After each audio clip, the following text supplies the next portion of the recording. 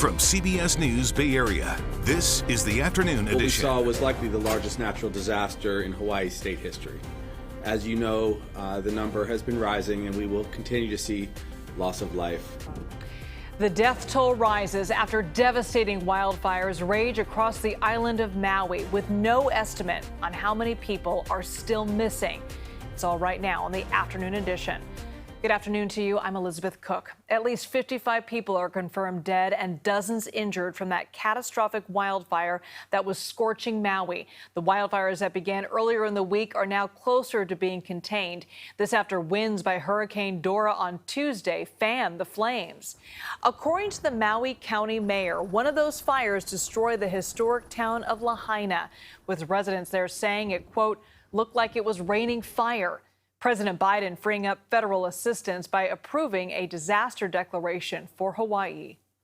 Anyone who's lost a loved one whose home has been damaged or destroyed is going to get help immediately.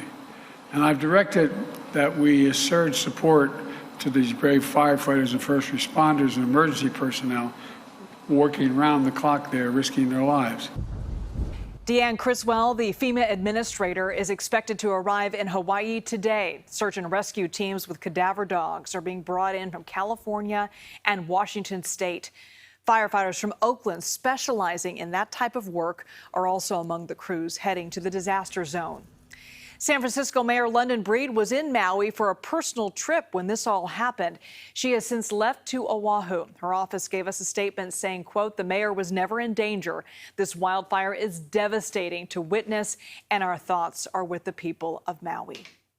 Meanwhile, in San Jose, volunteers from the Red Cross will be flying out to Maui to offer help to those affected by these wildfires. Our Sean Chitness caught up with some of the volunteers at the San Jose International Airport. About a dozen people with the Red Cross based here in the Bay Area have already left for Hawaii, and now more are on the way. Both Tom Tanner and Michelle Averill are headed to Honolulu first on 2-week deployments. They expect they will eventually get to Maui, but know that they need to be flexible and adapt to the changing needs of this situation. Both will assist government leaders who are on the ground coordinating the response to these wildfires. One aspect of this disaster that is a unique challenge for these two veterans of the Red Cross is the separation of the islands, but they say they're prepared for this assignment. The Red Cross is there on somebody's worst day of their life. The Red Cross is there. We're trying to take care of those people that have lost everything and don't have a place to stay. So we've got to stabilize that situation for them and get them in a place that's safe. It's an extremely special place. I got married there in Maui, and I've just had so many wonderful family memories, and I just want to help them heal as best as I can. Michelle tells us she's had a place on Maui for 25 years. She doesn't know its condition after the fire. Her friends in Lahaina are okay, though, but their homes were destroyed. She's already troubled by what many of the locals are facing there. She's close with people who own businesses and work on that part of the island. They have lost everything. That's why this mission is so personal for her. And both tell us that while this type of assignment can be overwhelming, they have some assurance in knowing that they're part of a larger team with the Red Cross responding together to this disaster.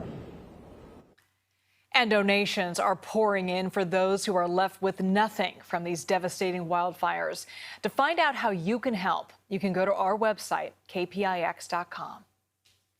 All right, let's switch gears for a moment and come a little bit closer to home. First Alert meteorologist Jessica Birch has a look at our weather. A lot going on this weekend, too, Jess. Lots happening all throughout the Bay Area. I mean, from the county fair up in Santa Rosa all the way down to San Francisco for outside lands. We are dealing with such a different forecast all throughout the Bay. So let's dive straight into it. Starting off with current conditions at the Golden Gate Bridge, still very foggy. A lot of people out there trying to see the bridge and take photos of it. I'm so sorry that you can't see it right now. Here's the thing. The rest of the Bay Area pretty much seeing sunny skies.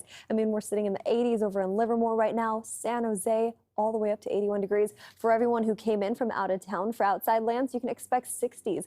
All weekend long. This is not Coachella, folks. Make sure you are bundling up and wearing some layers at least, especially in those late evening hours once the sun sets.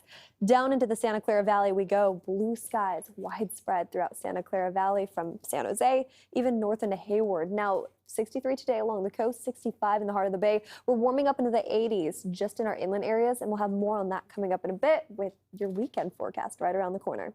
Liz? The weekend is here. Thank you, Jess. That's the headlines around the Bay Area. Air quality officials have issued a pair of violation notices to the recycling plant near the Port of Oakland, where that massive fire broke out on Wednesday. The fire blanketed several parts of the East Bay in a thick black smoke. Oakland firefighters spent more than 24 hours battling the fire in a debris pile of aluminum, tin, iron, and steel. The fire was burning at Radius Recycling, formerly known as Schnitzer Steel. Now, this isn't the first incident at this recycling yard. Back in 2021, the plant paid more than $4 million to settle a lawsuit from Alameda County and the state, claiming it allowed hazardous waste to pollute nearby areas.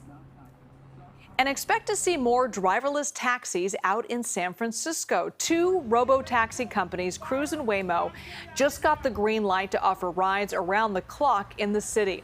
Public comment at yesterday's Public Utilities Commission meeting went on for more than 5 hours before the commissioners voted 3-1 in favor of the two rival companies. San Francisco is now the first city in the world to have multiple companies offer fully operational paid driverless taxi services.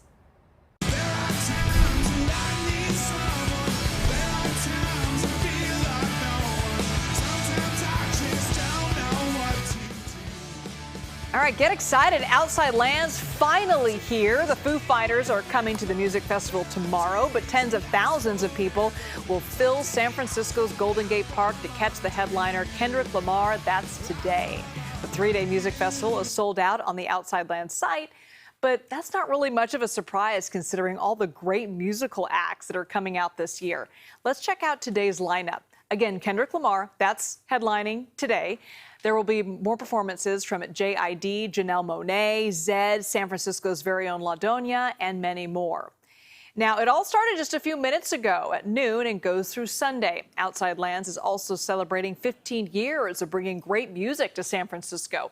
Since it began, the festival has brought in $1 billion to the city. And at a time when all eyes are on our economy and our economic recovery, this festival is critical to San Francisco's ability to thrive.